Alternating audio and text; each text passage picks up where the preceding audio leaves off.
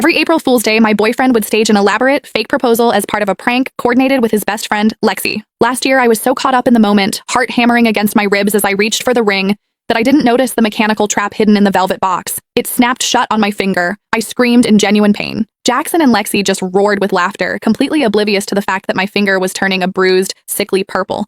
To make it up to me, Jackson had spent months swearing that this year would be different. He promised he would finally ask for real. So when he sent me a top priority text telling me to meet him at the bistro where we had our very first date, I believed him. I spent 3 hours getting ready. I got a blowout, had my nails done, and applied a full face of makeup with surgical precision. I even wore a brand new silk slip dress. I had the announcement post drafted in my notes, waiting for the photo of the ring. But the moment I pushed through the door, a heavy, cold mass of buttercream slammed into my face. A girl's sharp, bright laughter erupted from the center of the room. "I told you she'd show up. Pay up, Jax, you lost." Jackson walked over, his expression as smooth and gentle as it had been for the last 6 years. He used a napkin to wipe a glob of frosting from my cheek. "You look beautiful, Cass," he said, though his eyes were dancing. Shame about the dress, though. "What is this, Jackson?" My voice was trembling. "I made a bet with the guys on whether I could actually get you to come out tonight. I bet that you wouldn't. My stake was simple. If I won, I'd propose tomorrow. If I lost, I'd wait another year." He shrugged, offering a half-hearted grin. "Sorry, babe. Since you actually showed up, I guess we're not getting married this year either." I stood there, the weight of the frosting pulling at my skin, and looked him dead in the eye. "So,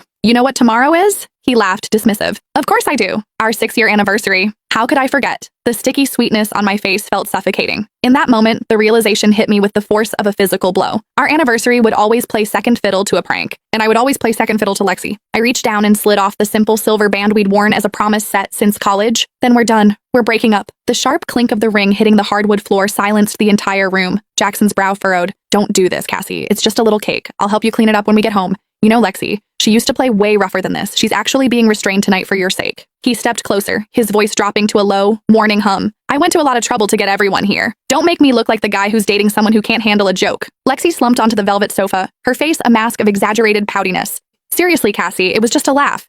If you're going to be like that, we won't play anymore, okay? But breaking up? That's a bit dramatic." She looked at the guys, her eyes wide. "I told you she couldn't handle it. Jax, you shouldn't have invited her. Now, the whole vibe is ruined." She sat there, the undisputed mascot of their little tribe. In this circle, if Lexi wasn't happy, no one was allowed to be. Jackson was no exception. I remembered the first time I met her. She'd organized a game of truth or dare. Usually dares involve something embarrassing in public.